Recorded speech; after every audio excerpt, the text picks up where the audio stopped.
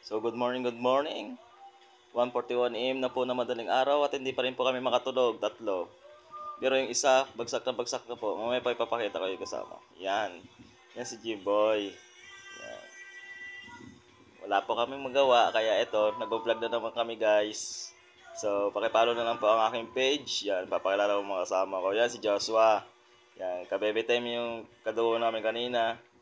Siyempre, ipapakita ko rin sa iyo ang aming pinsan na lasing. Yan.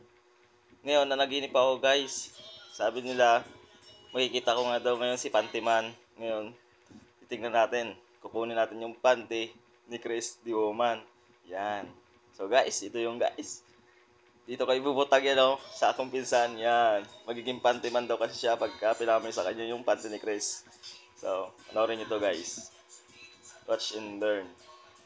Yan na guys, dinidisplay ko na po yung panty. Yan, ito na. Papamoy ko na sa kanya. Ewan ko guys kung effective to, pero sabi nila, sabi sa panaginip. Yan. Hintayin nyo po ang episode 2. Bye-bye.